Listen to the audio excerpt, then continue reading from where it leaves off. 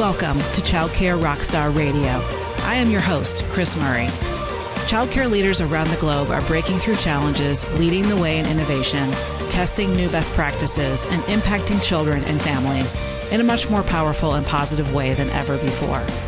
Each week, join me for interviews with early childhood leaders and experts that will leave you inspired to become the next childcare rockstar. Now, let's go. This is Childcare Rockstar Radio, episode 146, featuring Beth Davis. I'm so grateful that you're here today on the podcast. Today's show is an amazing one, especially if you're really into leadership and staff retention ideas and little things that you can do in your program and in your school to light your teachers up and get your employees re-engaged with your mission and your vision and with each other. Today's is all about team empowerment, and Beth Davis is one of the best in our industry. She's a school owner out of Miami, Florida at Kids Are Kids, and it's really the little things. We talk all about all the little things that she does for her team as an owner-director in her program to sow the seeds of appreciation and gratitude each and every day and get her team to really feel and understand and know that the leadership cares for them. And by showing up that way every day for her school and for her teachers, they start showing up for each other in bigger and bigger and bigger ways. And it's all about consistency in leadership. And we talk about that intensively in today's episode. Beth has been with me, following me and participating in most of my challenges, trainings, and webinars and courses since 2013. And I had her up for a laser coaching on stage. I think it was at the Atlanta Childcare Success Summit, which was in 2013. It was only the second summit ever, almost a decade ago. And here she is today, still implementing her butt off and showing all of us what can be done with very little budget. She's very creative and thrifty when it comes to staff appreciation and powering up her school's brand.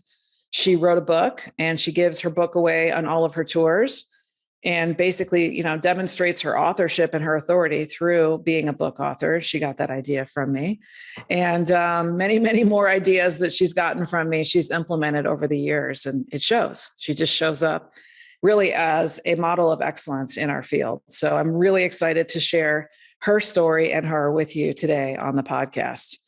Beth also was our first Change the World Award winner. We have a leadership mastery course, and out of that course, we did a little contest called Change the World, and she's our first Change the World Award winner, won that in 2020, and we gave the plaque to her virtually. She came on the screen at the virtual summit and received that award and talked a little bit about her process of implementing everything that she learned in leadership through that course and working with me and us, and how it made a difference in her school and in her life as a leader. So I can't wait for her to share those results with you today here on the podcast.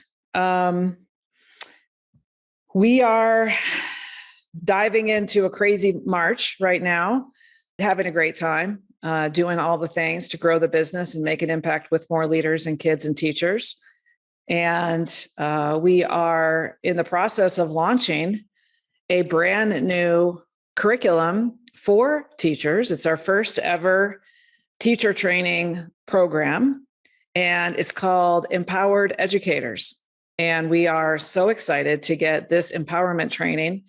It's leadership, mindset, business, how to be part of the tour, and how to actually help convert more families into enrollments for teachers. And so it's all of that really essential training to help empower teachers and help them be their best, both in and out of the classroom, and help them power up as members of your team. So we're really excited about this new curriculum for all educators, for teachers that we've never done before. And that is something that is brand new and launching here. If it hasn't already launched by the time this podcast goes live, it will be launching shortly to the world.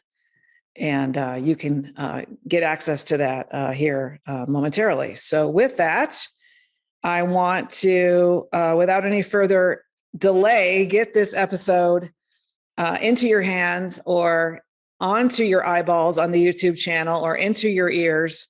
And I can't wait to share this with you. Beth Davis from Kids for Kids in Miami, Florida, here at Childcare Rockstar Radio. Let's go.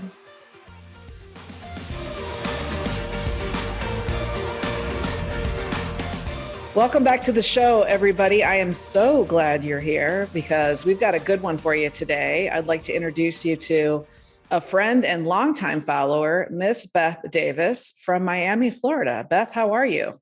I'm great, Chris. Fantastic. And I just gave the scoop about where you are right now. I'm assuming you're sitting in your school with that cool backdrop. Yes, I'm sitting in my office with do not disturb signs on the door. Love that. And tell us more about your program. What's the name of your business and exactly where are you located? Okay, I'm the owner director of Kids for Kids Academy. We are in Miami, Florida. We are a NACCE legacy school, and we specialize in hands-on science. We have a preschool science lab, the only one in the state for children ages 4 to 7. We have a huge farm-to-table garden program. The kids garden and eat our all-organic menus, so they eat what they grow. We also have a soccer program and a music program and all kinds of great things going on. I love that. I'm a huge fan of farm to table and a big gardener myself. So that's always close to my heart. Love that so much. What is your total capacity of your school? Our capacity is 185. We had a room closed this year because of short staffing. So this year's capacity is 175. We actually have 175 and a really healthy wait list. We are opening that other classroom up in the fall with 10 second graders. We're moving up to second grade. So actually for August, we're also on a wait list right now with 185. Wow. Fantastic. And I met you at the Atlanta Summit, I think it was, in 2013, if my memory is correct. You came and you attended and we did a website makeover on stage. Is that all accurate or am I messing up my years? Yeah, I think I was there. I think 11 years ago was my first summit, but you did a laser coaching with me and I was very uncoachable. I basically was a deer in headlights and didn't want to hear anything you said. And it took me probably 3 more summits and a lot more classes to finally realize that if I just took the coaching, I could be successful. Yeah. So yeah, it's been a while. It's been a long time. And I love that because I just love people that have been with me forever. And you are a loyal listener to this podcast. So I needed to have you on here. And almost every training and webinar that I offer, you are there. So you are learning and then implementing really quickly, and you've had huge success from that. And I want to dive into your success and inspire the audience. So thanks for being here again. Yeah, because we opened with 41 children when we opened the school 17 years ago. Wow. So we've gone from 41 to 185 with a healthy wait list in the fall. Nice. I love it. Tell us a little bit more about your background. How long is that 17 years in the ECE industry, or were you a teacher prior to becoming an owner? Tell us a little bit more of your highlights. I was an elementary science teacher for 17 years. Okay. I also taught hands-on science classes at the university level as an adjunct. 18 years ago, I left the comforts of my classroom to purchase a little struggling childcare center in a strip mall, which was across the street from where I taught. And the reason I knew about it is my 4-year-old was going there. He's now 22. So I took a huge leap of faith. I took a $500,000 loan from my dad. We bought the school and, it's been all great since then. Yeah. So one of the things that you did with me is you joined the First Leadership Mastery course when we did the First Leadership Mastery for Early Educators cohort training. And you were our first Change the World Award winner back in 2020. And we brought you on to the virtual summit. So those of you guys that were there on our virtual childcare success summit, remember Beth receiving her award virtually. So, and talking a little bit about her program. Thanks for showing that off. And so I want to dive into culture and leadership because you have done so much with growing your team, the empowerment of your team, the staff retention, the levels of culture, the vibe in your school, and your own leadership. So talk a little bit about what are some of the things that you've done that you feel have been the most important contributors or change makers to improve your school culture. Well, I have to tell you, when I first opened the school, the reason I did so is because I was an underappreciated educator for 17 years. I had to spend my own money on things. Administration never said thank you. We never got anything other than a paycheck at the end of 2 weeks. And that was 17 years. And I worked really hard as a teacher. So when I opened the school, my vision was to provide an environment where teachers love to teach and feel appreciated. Children love to learn. And because of that, parents feel safe in sending their children here. So, I'm a firm believer that if you make your staff feel loved and appreciated, their positive mindset naturally fosters a place where they love to teach, children love to learn, and parents feel safe. And I really think that my staff is the biggest asset of the school. Some people think the curriculum is the most important. Aside from school safety, I think my biggest thing is staff. There are a lot of little things you can do to make staff feel appreciated. And all those little things on top of each other become big things. The first thing is I don't consider my staff to be daycare workers.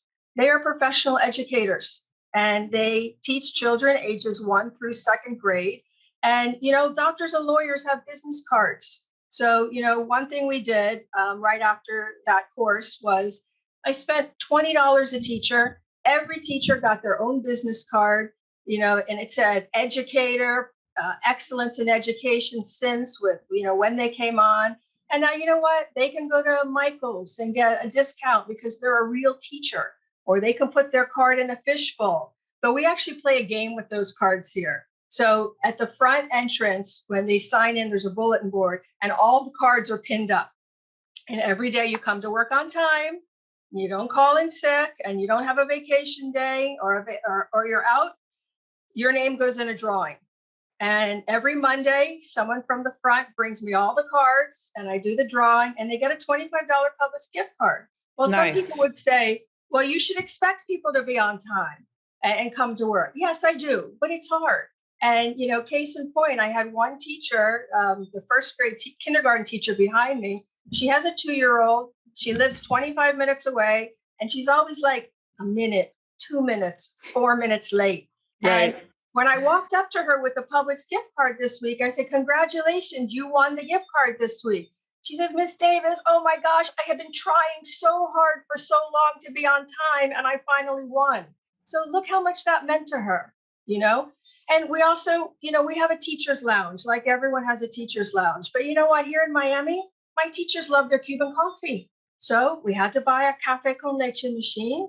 And I make sure that there's always coffee and sugar and milk, everything they need, because it's a little want, And, the other thing we do is I have an Excel file. And on the Excel file, I have every Panera, Subway, Italian, Chinese, every type of food you can imagine. So I know what everybody likes. Yeah. I know what kind of little salad they like. And once a month, I will randomly pick something off the list and I'll bring in lunch, but they like, oh, she knows what I like. She knows what I want, And this past week I was in Aldi's and they had those little salads for $2.99, So I'm like, $2.99. So I bought chips and I bought cookies and I sent a message on Brightwheel on Sunday. And I said, I hope you all have a marvelous Monday. When you walk in on Monday, pick a salad and a bag of chips and some cookies and have a marvelous Monday. And people came in with big smiles on their faces. Oh, we're so excited. Thank you so much for lunch. And I'm thinking, I fed 30 people for under $100. Right. And the Publix cards, it's $100 a month. Once a week, $25. And those little things mean so much to them. I go to Costco every week. It's not a big deal for me to throw a box of 40 ice cream sandwiches and walk around at nap time once or twice, and Sure. an ice cream sandwich. But Mhm. it's the little things turn into big things. During COVID, we bought everybody had to wear masks, but why should they have to buy the masks? So everybody got a box of 50 masks. And when the masks were up, they got another box of 50 masks. And my 5 or 6 staff still wearing masks, they still get a box of masks from me every time. We bought everybody emergency. People were sick. We got, vitamins for everybody. So you have to take care of your staff. Yeah. That is amazing, Beth. Like you could just go on and on and on, I'm sure. And I I have love, like 4 more yeah. really good ones to tell you if you want to hear them, if you need more ideas. Yes, I would love to hear them because the thing is I know people that are listening and watching this are they're like writing down as fast as they can because it's the little things and you're demonstrating through action, not just words, but action that you care about your people. Right. It's evident in everything that you do. So yeah, hit me with a few more. This is fantastic. Okay. So, at back to school time, people buy new uniforms. So for many years, I would take the list and people would order their uniforms and I would do a payroll deduction for $10 or $15 for a polo. And I thought, I'm getting all of this grant money. Why am I making them pay for new uniforms? So now at back to school time, they get a welcome kit and it has 2 embroidered polos, and a whole bunch of little goodies. The other thing we did was, NACI was here. NACI came for our 4th accreditation 2 weeks ago. And of course, everyone's nervous. Don't pick me, because they're going to pick 5 classes. I said, listen, relax. Right. How you are every day is better than most places on a good day. So you be who you are and they will see your unique brilliance. So I said, I'll tell you what, if you get picked, I'm going to give you $50. So NACI left. All the classes that got picked, I went around and I gave each teacher a $50 bill. Nice. And for that day, instead of a $3 lunch, I said, you know what?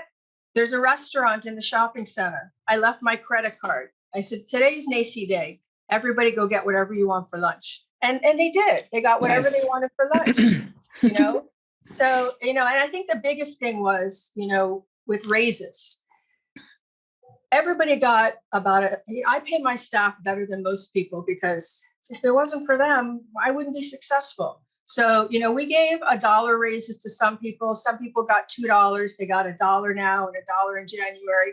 But when I called them in for the raises, it was right about the time that groceries got super expensive. Like all of a sudden, I went to Publix for 3 bags of groceries. It was $100. So I met with each one of them and I said, thank you for who you are. You're going to be getting a $100 raise. But you know what? I know you have kids and I can't imagine how much this grocery hike is affecting you. So in addition to your raise, here's a $100 Publix gift card.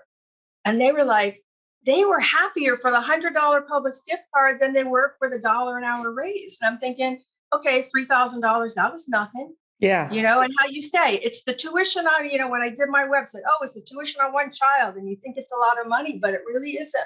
Yeah. So, like I say, it's the little things cumulatively that become big things. I remember when everyone was getting those PPP loans, and, we got a big one. And I heard of all of these centers in the area that they got $300,000 and then they were like, oh, well, but I can make it a 1% loan. So I'm not going to give it to my staff. And I was like, how could people do that? So we closed for 5 weeks during COVID and my staff got paid for 5 weeks. You got to do right by your people. I think is the bottom line. Well, let's talk about how all of that love to your teachers, filling up their bucket, then translates into classroom energy and the vibe of what's going on in your school. Because I have a feeling when I walk in there, which I'm actually visiting Miami in a month. So I'm telling myself, okay, I'm definitely going to go visit Beth's program because I want to see this for myself, is the energy that's going on with collaboration, sharing, the co-teachers working together, across the classroom ages. How has what you've done over the last 3, 4, 5 years with culture transformed into actually energy in the classroom and in the quality of learning? Talk a little bit about that.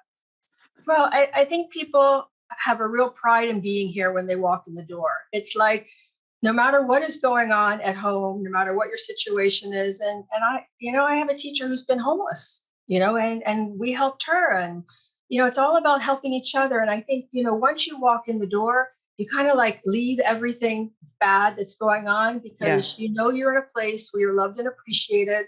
And if you have a problem, you need a payroll loan, you're homeless, you have to have a funeral and you can't pay for it, come and ask. No one's going to Right. say no to you. Hmm. And they have a little WhatsApp chat, and they're always sending nice messages to each other. And I told them, I said, the reason we enroll families in the school is because who you're being. Because Hmm. now we do tours now, even though we're on a wait list.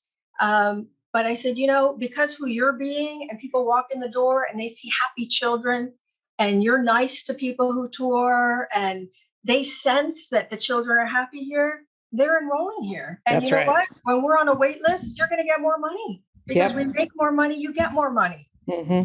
You have to pass it on. I I really love, yeah, the framework of who you're being, how you're showing up.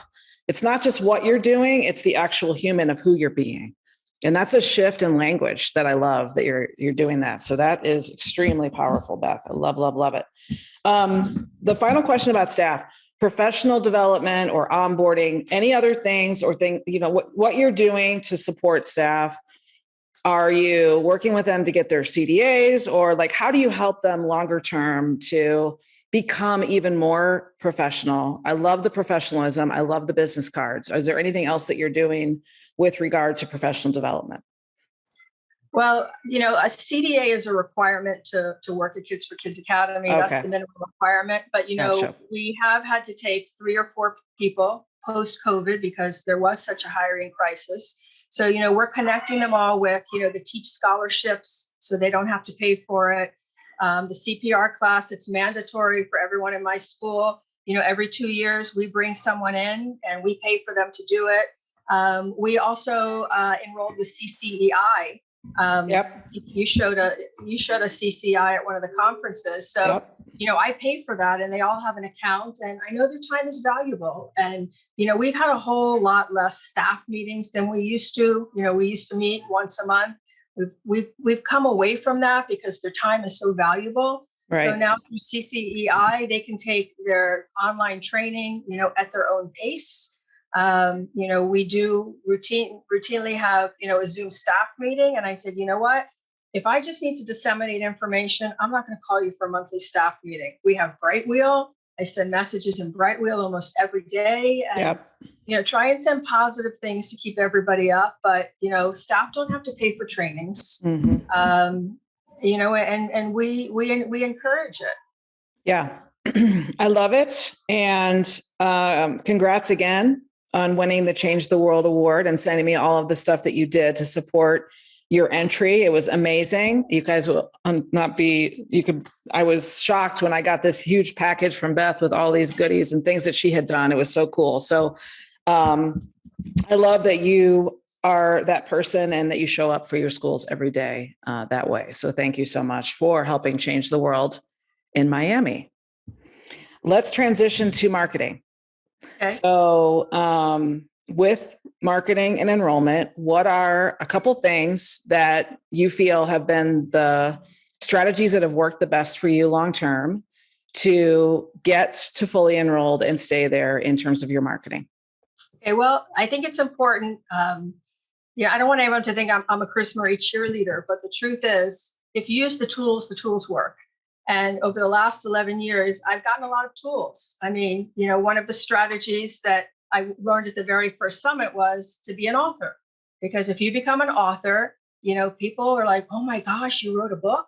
Yeah. All of a sudden you become the voice of authority. So, after that, I wrote my first book, You're Never Too Small to Make a Big Difference. Mm-hmm. And we give out the book free on every tour.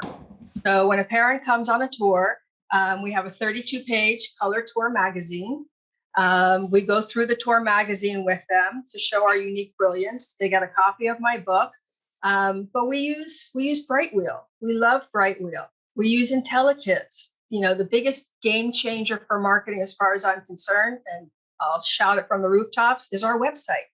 I mean, when Blessing helped create that website, and I know there were other people, but I know she was instrumental in it, so I have to give her a shout out. Grow Your Center. I went to a summit, and I went to the booth and Bruce is like, oh yeah, it's only $15,000. I said, $15,000. My son does my website for me and it's very cute. I don't need to spend $15,000 on my website. But he's like, well, listen, it's the tuition on one child. And if you could get one child from it, wouldn't you do it?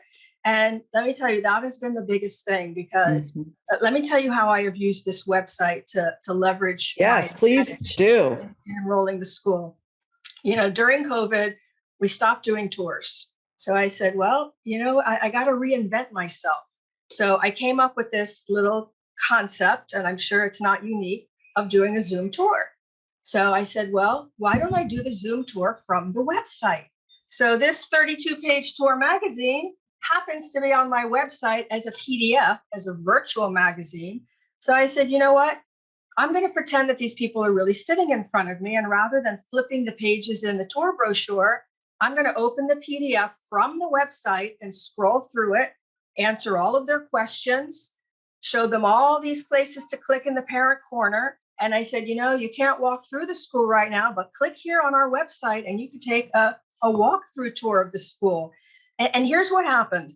It created a sense of urgency because I started putting 3 and 4 people on a Zoom tour. So I'm thinking, is this going to backfire on me? But it was even better because now instead of a 45-minute, because I give a 45-minute tour, I don't just come in and hand you a fee sheet. And I learned that at a summit, the sights, the smells, the toys, the gifts, everything. All the things. So rather than doing a 45-minute tour with one person, now I've got 4 people doing 4 tours in 45 minutes.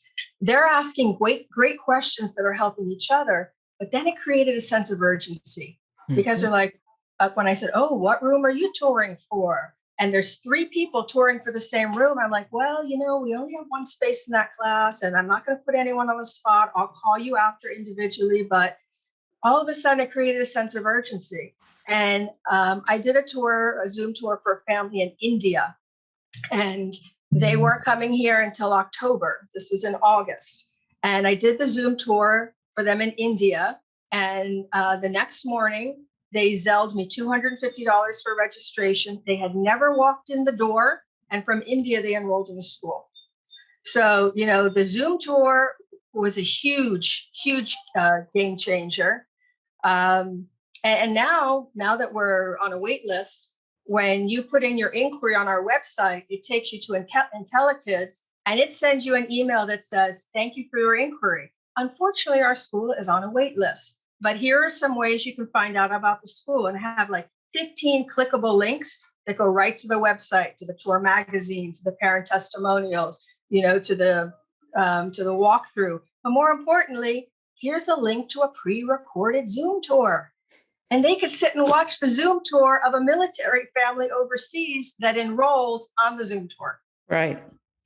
All right, Beth, let me tell you something. You are activating all the amazing laws of human nature. These are all, I just taught these in Clearwater at our academy meeting, the Cialdini influence laws, the law of reciprocity with the goodie bag in the book, the law of authority because you're an author, the law of differentiation because you're differentiating your school in all these ways, the law of scarcity and the group Zoom tour is a beautiful thing. And I am a huge fan and proponent of doing group tours because you're right. All the families are kind of checking each other out and they're like, there's only a certain number of slots, which is true. So you're absolutely just hitting all of those in a beautiful, beautiful way, which is why you're successful. So huge congrats. All right. I know you want to keep giving us more marketing ideas. So back to you. Okay. So the other thing we did is I have some people that I call Beth Davis alumni, not Kids for Kids Academy alumni, but Beth Davis alumni, because I taught them across the street in 2nd grade. And now their children are coming here to Kids for Kids Academy. I get probably 2 or 3 every year. When they walk up, they'll say, do you remember me? And I look at them from like 15 years ago and remember their name, and they enroll their child. So one of them I got very close to, and I said, listen, I really need your help.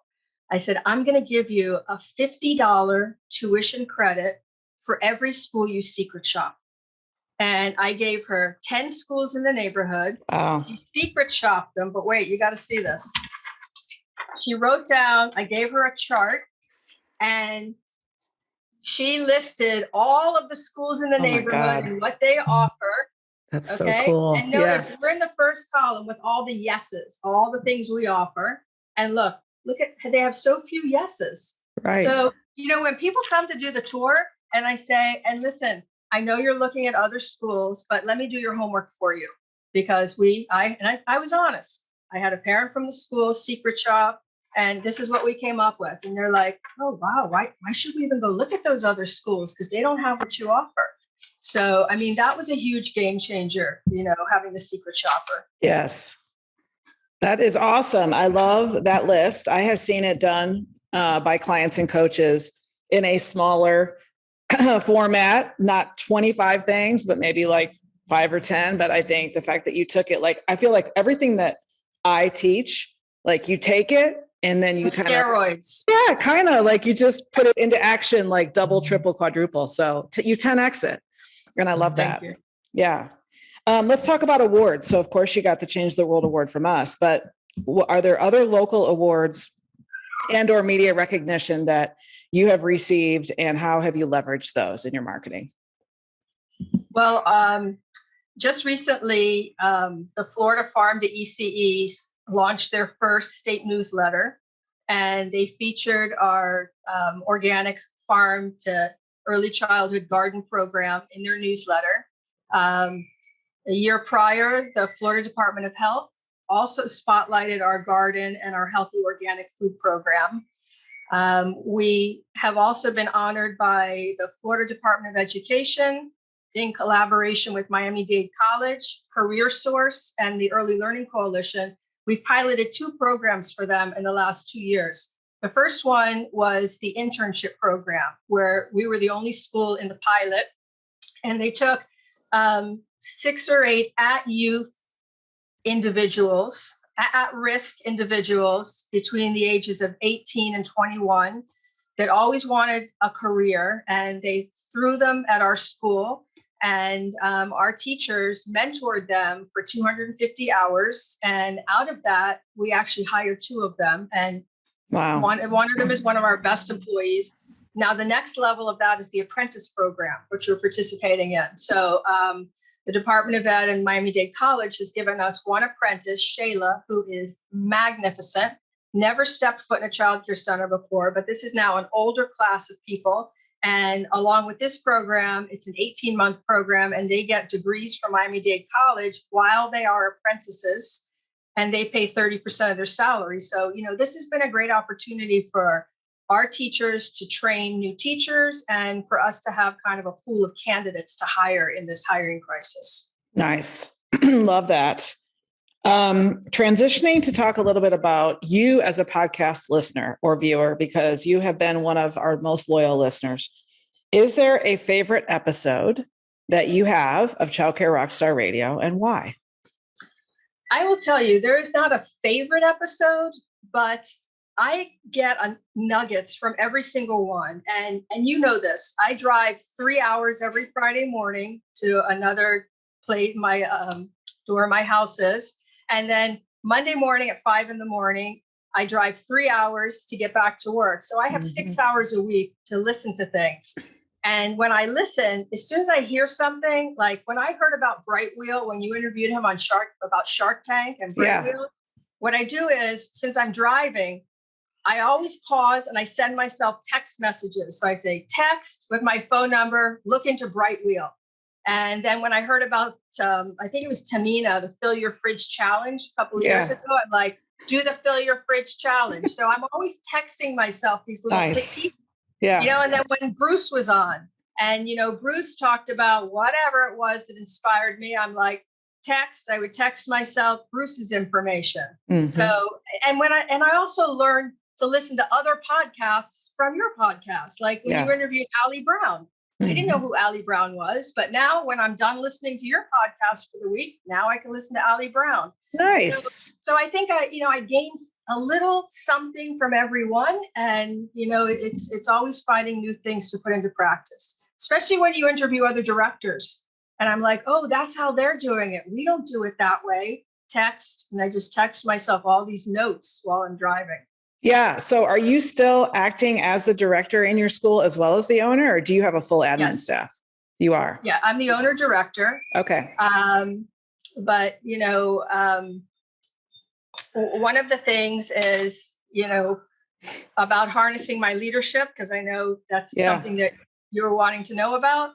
The biggest thing I've learned is to trust my team, because I used to be so OCD that if I wasn't here, something bad was going to happen, and bad things happened. But I found that once I started trusting my team about a year ago, I decided I'm no longer going to work Monday through Friday from open to close and then come in Saturday and do stuff because I'm too busy when I'm here. Right. So I started taking Fridays off and put my trust in my team. Nice. And I think that was the biggest game changer, because by putting trust in them, they stepped up to the plate in a big way and said, we're not going to call you when we're not here unless there's a real emergency or a fire. So, now they have the leadership skills and I have more trust in them and, more trust in my staff. So I think it's all about trusting your team, and the more responsibility you give them, the less you have to do yourself. Yes. And I have two teachers that are splitting like an assistant director position. And one of them is in the classroom in the morning. She's been with me 16 years. And in the afternoon, she goes to the office and I'm teaching her, assistant director things. And another one who's there in the morning until like 2:30. So, every month I have to bill the county for my subsidized kids. You have to upload the attendance and click all the days they were here. And Nisha came up to me the other day and she said, Ms. Davis, do you want to show me how to do the monthly billing for the subsidized kids? And I could take that off your plate. I was like, of course you could take that off my plate. Yeah. So little by little, I'm giving them things to come off my plate. And who knows, maybe next year I'll only work 3 days a week. I don't know. Absolutely. Now, are you, then when you go home on Fridays, you're at home, you're with your wife, and you are then in Miami away from her during the week. Is that right? Not to get too personal, but I think that that's like the perfect relationship. That's what I'm intending to do, because then you miss each other, and then you go home and you have a great weekend, and then you come back. It's perfect. Well, let me tell you, yes and no, mostly yes. The reason yes was a year ago, September, we sold our house here in Miami, right down the street. So I used to ride my bike to work because it was only a mile. But, I would get in at 7 a.m. and, I would get in 6:37 at night. And by the time I got home, all I wanted to do was eat dinner, maybe watch an episode of Law and Order and go to bed. Yep. And how fair was that to her? Right. Because she's retired. So she would wait at home all day, and then I would come home and I would be useless. Right. So now I'm like, this is great. I can do my workaholic thing during the week. I get here about 7:30, 7:45. I leave about 6:30, 7 o'clock at night. I get all my work done in 4 days. Yep. And then, Friday morning at 7 o'clock, I head up. I drive 2 hours. I have coffee with my dad. I drive another hour and, work together Friday, Saturday, Sunday. And then wake up Monday morning, and you're right. There we go. I mean, you miss not being with the person you love when you're away during the week, but it really makes the time that you're together very special. Yes, I agree. I like that flow. And back to the whole empowering your team. I always, one of my kind of catchphrases is driving decisions down the org chart is really good for you and for the organization. So the more that you as a leader can drive the decision-making down a level or two, they feel more empowered and you feel less drained and stressed because you're not making all those decisions. Because I think one of the hardest things about being a business owner, CEO, director is just the decision-making. And at the end of a day of decision-making, it's just very, very exhausting. So I love that you're doing that. So with my office manager, like you were saying, by delegating those little decisions. Yeah. It used to be, can we order this? Can we order that? Because I like to economize. So I try to get the best prices. I mean, I still shop at Costco once a week. I leave here for an hour a week. I shop at Costco. I come back because it's way more expensive than having all of the food delivered, But, now Miriam in the office, if the teachers need something, I said, you don't need to ask me if you need markers or new snapping mats. Just tell her what you need. And she doesn't need my permission to order anything. And, the same thing with the teachers. They can make a lot of their own decisions that I used to have to make before, Yeah. because I trust them. We just went through NACE again. And rather than making every class work on a portfolio and every class be stressed, I said, you know what? I'm going to make a teacher leadership team. We all went out to dinner and I said, listen, I'm going to pay you $500 each per portfolio. And you're going to go and do the portfolios. And when you're done, I'd be happy to edit them for you. So, years past, it was a horrible, arduous task getting everyone together and sharing that stress when, they could take the stress off of everybody else. Yeah. And feel more empowered to do it that way. So that's fantastic. All right. Final question. The number one lesson that you have learned over your amazing experience and expertise as an early learning educator, what might you do differently if you could go back in a magic time machine? It would definitely be 18 years ago. I would have had a website done that worked for the school. Yeah. Because, I can't say enough about the power of technology. I wasn't even on Facebook until recently. So I got to tell you this funny Facebook story. Because I wasn't really big on Facebook and we didn't have technology harnessed years ago, the teachers would, get this, email me pictures for Facebook. So I would have all of these, like a teacher would send me 5 attachments. So I would, of course, download. This was before AirDrop and iPhone in all my iPads in all my classroom and Brightwheel. They would email me these pictures and then I would try and figure out how to put them on Facebook. You know how we do Facebook now? First of all, I have nothing to do with it. Thank goodness.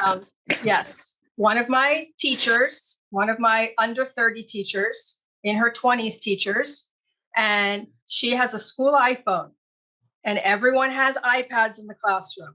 And she gets $200 a month, $50 a week. She goes to every class on Friday and airdrops all of their pictures onto her school iPhone. And then she goes home and schedules all the posts. So I don't even need to touch that. So it's really, harnessing technology to work to your advantage and having the right people in place. I think you say something about putting the right people in the right seats on the bus, so Adriana is my social media marketing person and Miriam is my ordering person and Miss Anna is the one I go to whenever I have a problem in a room. She's been here 18 years, so I'll say, I just did this observation, but I'm not an expert in room arrangement. So can you tell me what's not working here or what's wrong with the schedule? And that empowers her to go in. Yeah, I love that, Beth.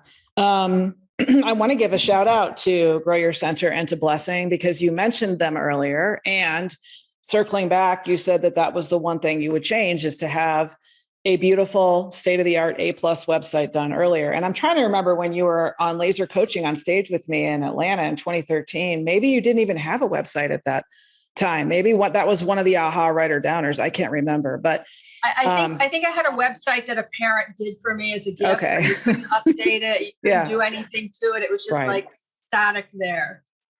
Yeah. So a shout out to Blessing over at Grow Your Center. She's one of our longest team members over there.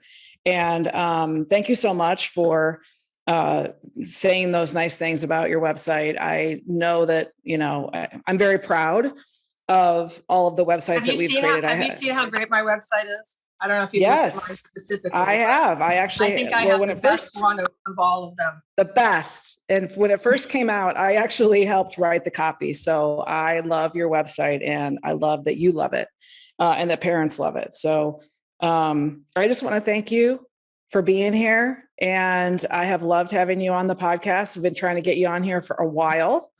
And thanks for taking the time today. Any other final thoughts that you'd like to share with the audience?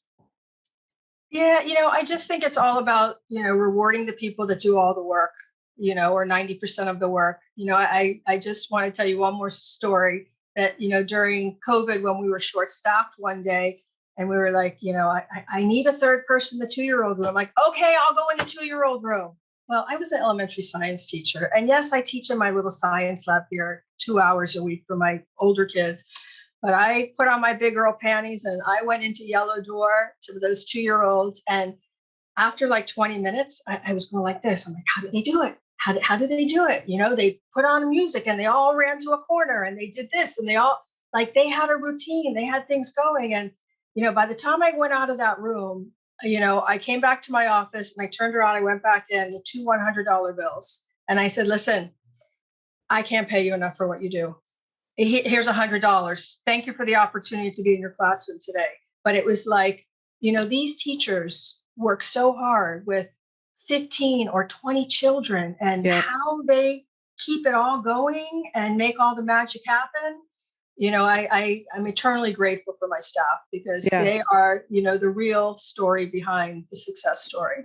Yes, absolutely. They are the childcare rock stars of our world. And if it weren't for these amazing teachers, we wouldn't be doing the work we're doing. So thank you so much for being here, Beth. It's been a great pleasure, and hope you had fun.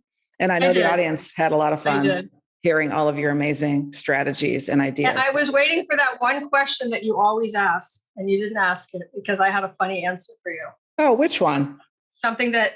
Your fun facts. Oh, well, let's share that. Let's finish with the fun fact. Something that our listeners may not know about you. So the first job I had was when I was 12 years old, and I used to get paid $50 to dress up as a clown and do children's birthday parties as a magician doing balloon puppets. Really? That was my first job. And I guess that was how I first decided I wanted to play with kids the rest of my life. Oh my God, that is so funny. I'm just trying to picture you inside of that clown costume. I'm going to have my mom send me a picture with the blue hair. That would be awesome. If we could put that in the show notes, we will, if you're willing to share it. But I love that. And thank you for that visual and that story. It's very endearing and funny. Awesome. Well, thank you so much. I look forward to coming and visiting you in Miami, and just appreciate you and all the work that you do and all of the things that you've taken that you have learned from me and from my team and put them out into the world in practice. So thank you so much. And thanks to everybody. Yeah. We can't wait to see you. Yes, me too. Take care, everybody. Thanks for being here again on Childcare Rockstar Radio, and we will see you next time. Take care and God bless. Bye. I hope you liked this episode of Childcare Rockstar Radio. If you did, please share it with someone you know and help spread the word to your friends in our industry and on social media. Childcare business success is my passion, and I am honored to be on this journey with you. As a thank you for listening, learn more about how to grow your business and make more income with our brand new free quiz, the What's My Number One Income Killer quiz, exclusively for preschool and childcare owners. Take the quiz today at childcarequiz.com to discover what your number one income killer is and how to solve it. Take care and God bless.